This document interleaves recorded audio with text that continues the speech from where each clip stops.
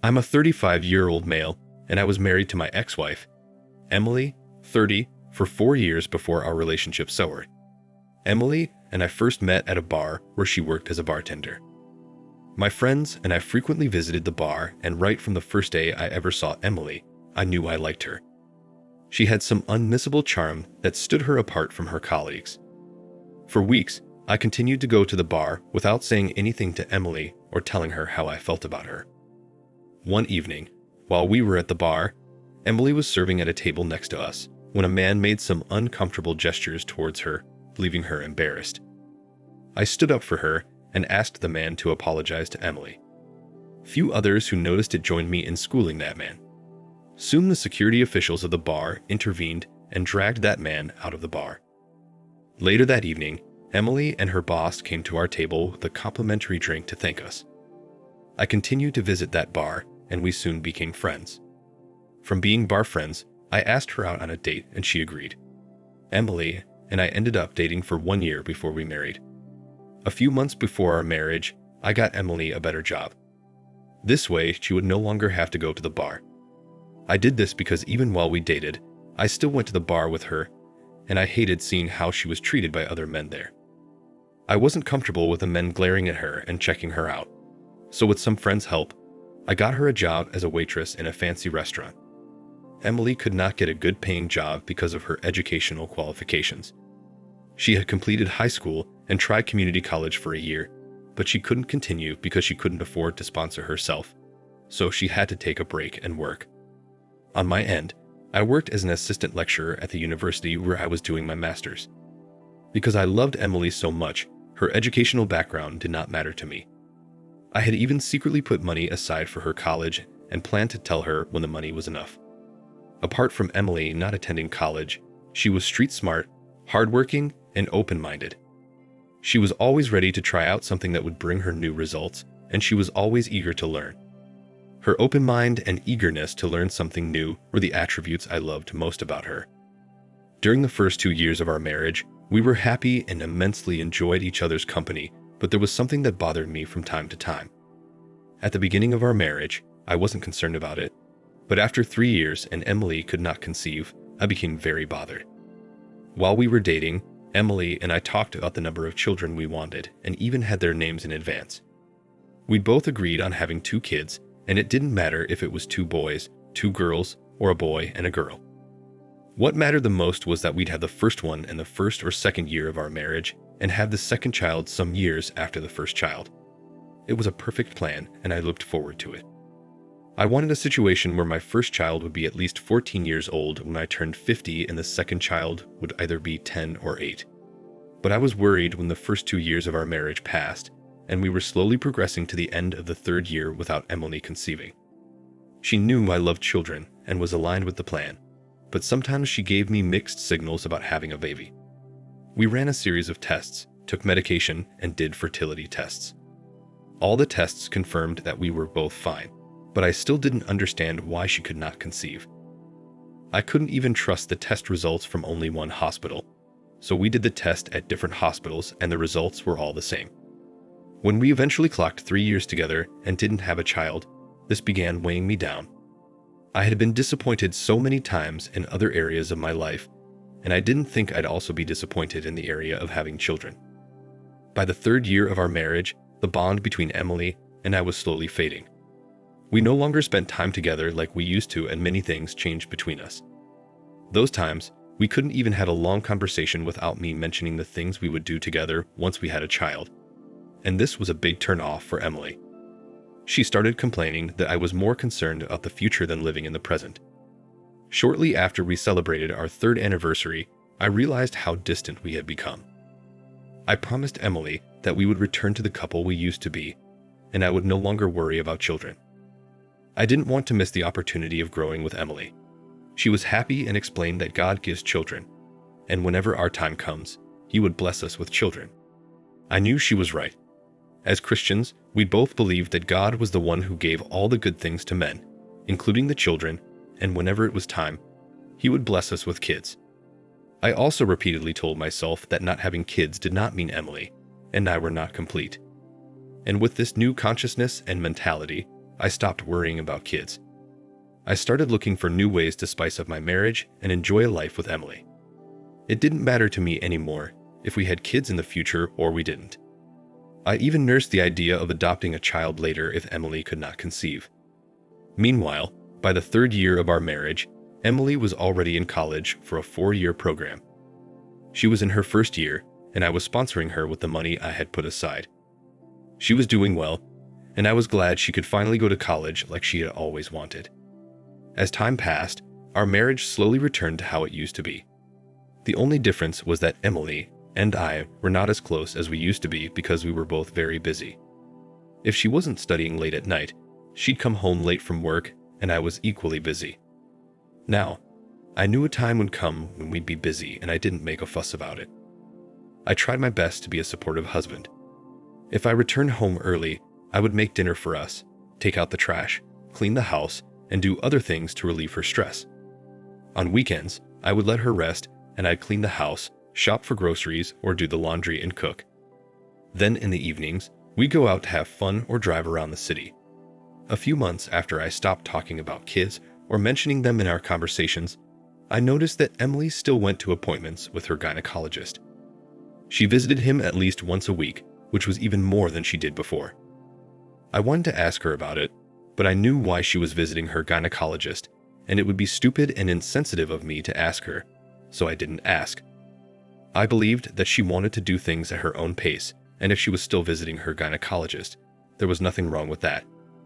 In fact, I was impressed that she didn't stop seeing him just because we stopped talking about kids, so this enhanced our intimacy. In our early days of marriage, we used to do it 2 or 3 times a week, but after our repeated attempts of conceiving failed, we would go a whole week without doing it.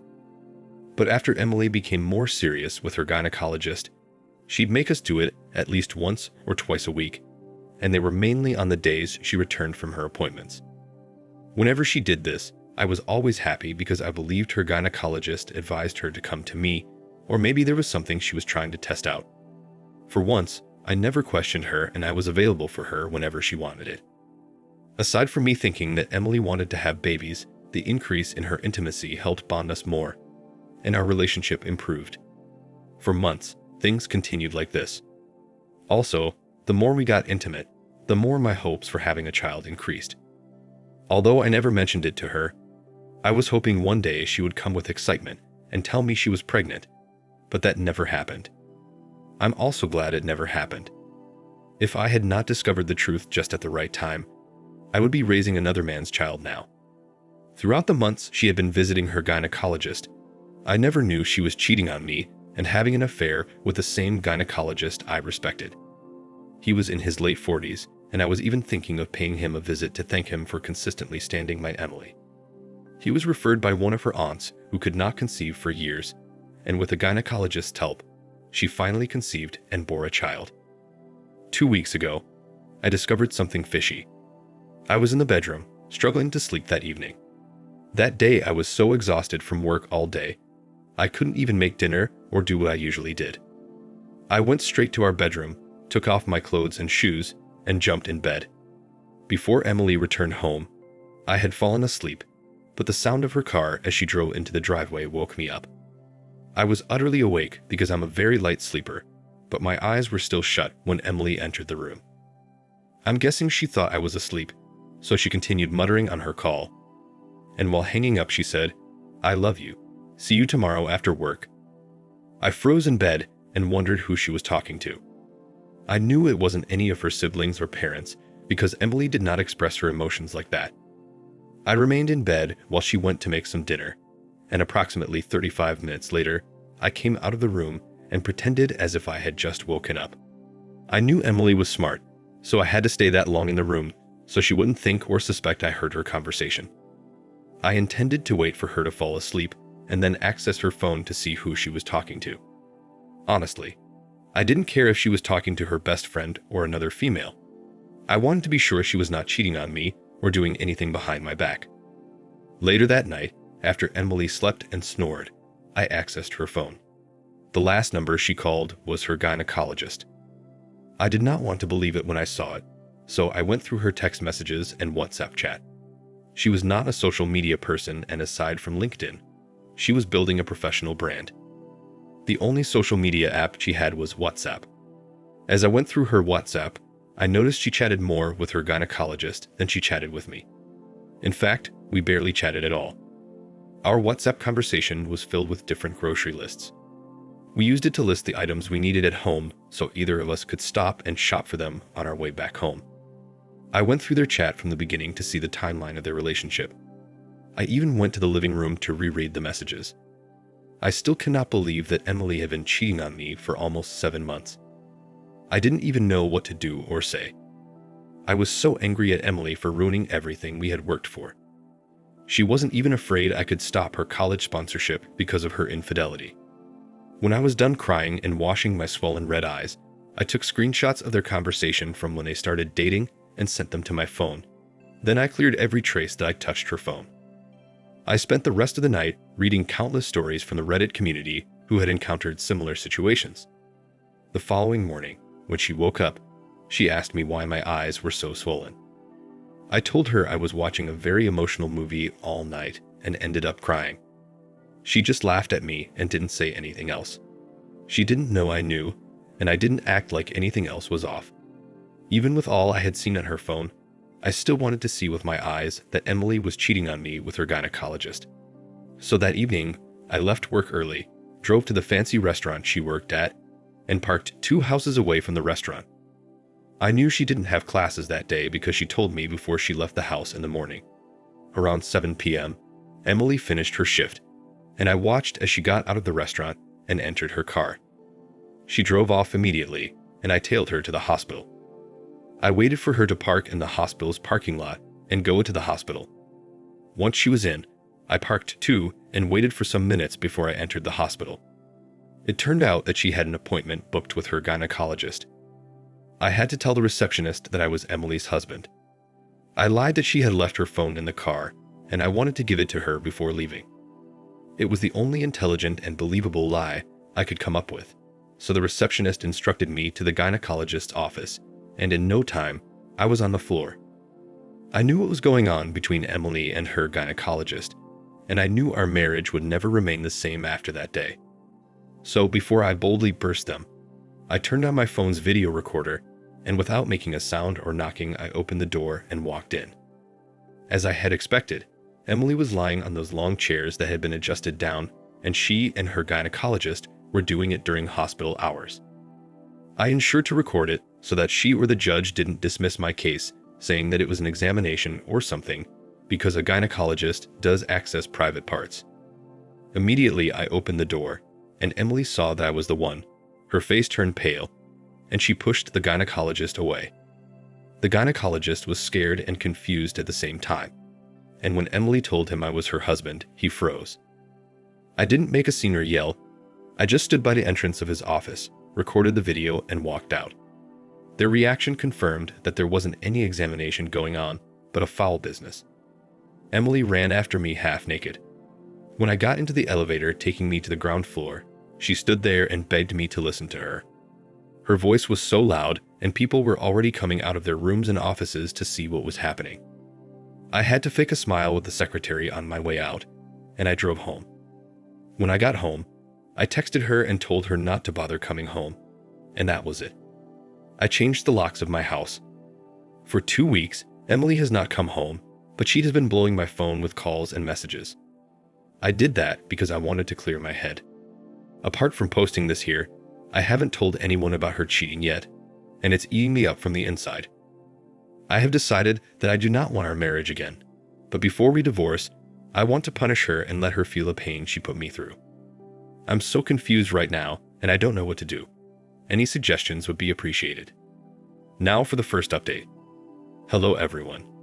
Thank you for your comments and for your suggestions. I'm still shocked that Emily could do this to me after everything I did for her. Emily was always my priority, and I put her needs before mine. I should have taken so many expensive courses to help improve myself, but I didn't take them because I wanted Emily to attend college. I push all my savings to sponsor her. I'm still deeply hurt, and I don't think I'll ever get over the pain she has caused me. So, someone here commented that I'd play with her a bit and make her publicly humiliate herself before I serve her the divorce papers. I think it's the best thing to do, and I have also decided to withdraw all my support from her education. If she wants, she can continue college with her peanut earnings. It's not my business anymore. 3 days ago, I took Emily's call after weeks of not talking to her. When I did, she started crying on the phone and pleaded with me to at least let her come home so that we could talk. I knew she would ask for this, so I told her to come over. She came over 15 minutes after we ended the call, and I let her in. I didn't want it to look like I was pretending, so I expressed my feelings and disappointment calmly, and she went to her knees and apologized to me. She said that she didn't know what came over her and that it would never happen again. She even promised to stop seeing any gynecologist alone if I gave her a second chance. She said that the gynecologist had manipulated her into all these things by saying that I was impotent, and she had to take his help to get pregnant. I questioned her why she didn't discuss this with me when the gynecologist first planted this idea into her mind. She said the doctor had told her not to tell me because it would hurt my male ego. A part of me wanted to believe her, but I also knew that she was not that naive to fall for such a trap. I'll admit that I cried again that day. Seeing her brought back the pain I had that day when I caught her in the act. After she begged for forgiveness, I told her I would only forgive her and take her back if she confessed her cheating to both our parents and how I caught her. When she heard that, she paused, looked at me for a while, then started crying again. She asked if there was no other way, and I told her that it had to be the only way. I thought she would say no, but she didn't. She said she would do anything to restore the relationship. We have picked a date to go to her parents' house and my parents' house for dinner. After that, we'll gather all of her important friends and she will tell them herself how much of a horrible wife she has been. This is the best way to punish her for what she did to me. I will make another update soon, and I cannot wait to see the expression on her face when I serve her the divorce papers. I have already contacted a lawyer, and he is currently processing them. Now for the final update. Hello everyone. So I'd love to announce that Emily did everything we agreed on. But before I tell you how it happened, Emily and I are officially divorced. Yep, I followed the plan, and she got what she deserved. So regarding Emily openly confessing to everyone, we first went to her parents' house for dinner. They were so happy to receive us, but could also sense that something was wrong with Emily. No kidding, she looked miserable, and anyone who saw her could easily tell all was not well. While we were in the middle of the dinner, Emily announced to her parents and siblings who were at home that she wanted to tell them something, and everyone got alerted. Suddenly, she started crying, and in a teary voice, she told her parents that she was cheating on me with her gynecologist, and I caught her. Her parents and siblings were shocked when she said that, and they nearly choked. They all turned in my direction, but I kept a straight face and continued to eat. Her father was the only one who started yelling at her, and the rest of the family could not utter a word. The more her father yelled at her, the more she cried. And after I was done eating, we left together. No one said anything. It was so awkward.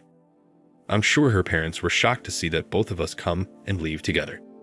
The next day, we went to my parents' house and Emily told them the same thing.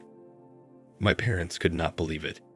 They knew Emily to be calm and reserved, and she did not look like someone who would do such a thing. They were so disappointed, but they left the decision to me. After we met both of our parents, I was satisfied with the results. I knew her parents were disappointed in her. The looks on their faces and expressions said so. While returning from my parents' house, I dropped her at the motel where she was staying after I discovered her cheating. She expected me to take her home as she had done whatever she was told. I asked her to come home the next morning. When she came to the house the next day to see her stuff neatly packed on the front porch, she was shocked because she expected us to restart our life. Poor thing. When she came in, I handed her the divorce papers. She started crying. I told her it was over between us and that I only wanted to teach her a lesson. At that moment, she flipped and started yelling at me for ruining her life. She even said she was doing me a favor by sleeping with her gynecologist because she knew I was impotent. I could not make babies. The joke was on her because I was not impotent. To spite her, I asked her why she had not conceived yet since she was so fertile, and that got to her. She was so pissed and she started throwing things at me. I angrily kicked her out of my house and we officially divorced a week later. I asked for the gynecologist that slept with Emily. I sent the screenshots and video I recorded to the hospital authority. I even posted this on social media mentioning the doctor and the hospital's name. It didn't go well for the hospital administration. He was suspended for doing a patient during the hospital hours.